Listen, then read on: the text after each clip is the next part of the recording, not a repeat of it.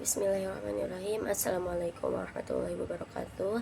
Nama saya Anggun Nurjana dari kelas PAI 4C NIM 01012401.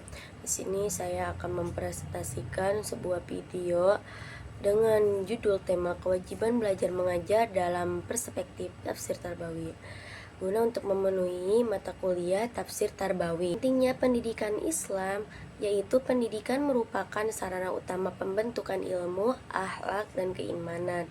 Nah, terus belajar mengajar juga adalah ibadah yang sangat diperintahkan oleh Allah Subhanahu wa taala dalam Quran surat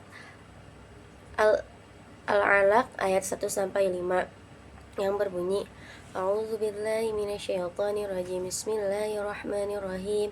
Iqra bismi rabbikal ladzi khalaq, khalaqal insana min 'alaq. Iqra wa rabbukal akram, alladzi 'allama bil qalam, 'allamal insana ma lam ya'lam. Shadaqallahul adzim. Tafsir Tarbawi juga membantu memahami kewajiban pendidikan dalam perspektif Al-Quran. Nah, melalui pendekatan ini, nilai-nilai pendidikan Islam dapat dipahami secara komprehensif atau menyeluruh dan diterapkan dalam kehidupan sehari-hari. Kewajiban belajar dan mengajar itu, hakikat belajar mengajar ialah belajar mengajar merupakan bagian penting dalam kehidupan setiap muslim. Nah, keduanya itu saling berkaitan dalam ibadah yang bernilai tinggi di sisi Allah Subhanahu wa taala. Nah, tafsir Tarbawi juga adalah cabang ilmu tafsir yang fokus mengkaji ayat-ayat mengenai Al-Qur'an dari perspektif pendidikan Islam itu tersendiri. Nah, terus tafsir Tarbawi juga di sini menjadi suatu pedoman dalam memahami konsep pendidikan yang bersumber dari Al-Qur'an langsung untuk membentuk generasi berilmu dan berakhlakul mulia. Nah, terkait untuk landasan Al-Qur'an dan hadis, dalil-dalil utama dalam kewajiban menuntut ilmu dalam Islam yang menjadi landasan tafsir Tarbawi ada 3 yang saya cantumkan. Yang pertama, Quran surat Al-Alaq ayat 1 sampai 5, yang kedua Quran surat An-Nahl ayat 125, dan yang ketiga hadis tentang thalabul ilmi faridatun ala kulli muslim wal muslimat. Nah, yang pertama, Quran surat Al-Alaq ayat 1 sampai 5, yaitu bacalah dengan nama Tuhanmu yang menciptakan, Dia telah menciptakan manusia dari segumpal darah. Nah, terus ayat ketiganya, bacalah dan Tuhanmu lah yang Maha Pemurah, yang Maha mengajar dengan perantaran kalam. Dia mengajarkan kepada manusia apa yang tidak diketahuinya. Sedangkan tafsir dalam Quran surat An-Nahl yaitu serulah kepada jalan Tuhanmu dengan hikmah dan bantalah mereka dengan cara yang baik. Nah, ayat itu juga menjadi dasar metode pengajaran dalam Islam. Nah, sedangkan hadis yang menjelaskan tentang mencari ilmu itu menegaskan bahwa belajar itu kewajiban, bukan pilihan bagi umat Islam. Jadi, menuntut ilmu itu sangat diwajibkan bagi umat muslim wal muslimat. Nah, tujuan belajar mengajar itu bukan hanya untuk memperoleh pengetahuan duniawi saja, tetapi untuk mencapai keseimbangan hidup antara ilmu pengetahuan, keimanan, dan pembinaan akhlak mulia.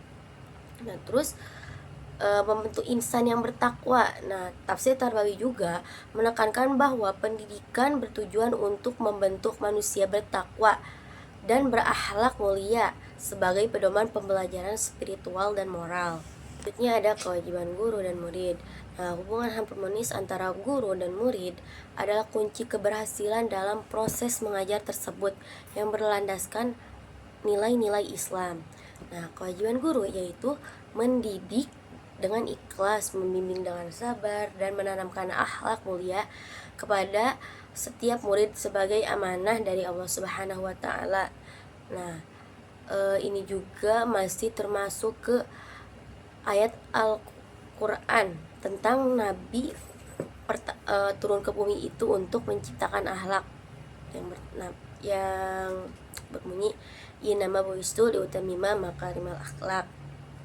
Nah, terus yang kedua, kewajiban seorang murid yaitu bersungguh-sungguh menuntut ilmu dan menjaga adab kepada guru dan mengamalkan ilmunya yang telah dipelajari dalam kehidupan itu sendiri.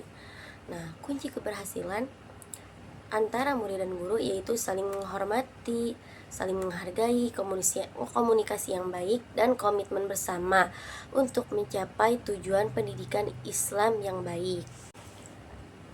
Nah, setelah kita tadi mengetahui terkait pengertiannya, kewajiban, nah sekarang kita bagaimana cara kita mengimplementasikannya itu di era modern sekarang ini. Yang pertama, ada peluang teknologi pembelajaran, yang mana kemudahan akses teknologi membuka peluang besar untuk pembelajaran Islam. Platform digital, learning, dan media sosial dapat menjadi sarana dakwah dengan pendidikan yang efektif. Nah, tantangannya yaitu menurunnya adab dan semangat belajar di era digital. Sedangkan solusi terbaiknya yaitu dengan cara integrasi nilai-nilai Islam dalam pendidikan modern dan penerapan akhlak Islami di lingkungan pendidikan masa kini. Jadi, kesimpulan terkait pengertian kewajiban belajar mengajar, hak kewajiban guru, murid itu dapat disimpulkan bahwa kewajiban belajar itu bersumber dari Al-Quran dan Hadis sebagai pedoman utama umat Islam dalam menuntut ilmu. Nah, terus ini juga menjadi pilar pendidikan Islam yang mana menekankan keseimbangan 3 aspek fundamental: keimanan atau iman, pengetahuan itu ilmu, dan perilaku mulia itu adab atau akhlak.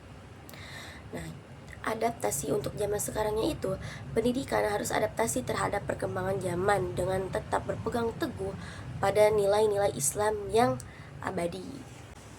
Mungkin cukup sekian penyampaian materi dari saya, kurang lebihnya tolong dimaafkan. Terima kasih. Wassalamualaikum warahmatullahi wabarakatuh.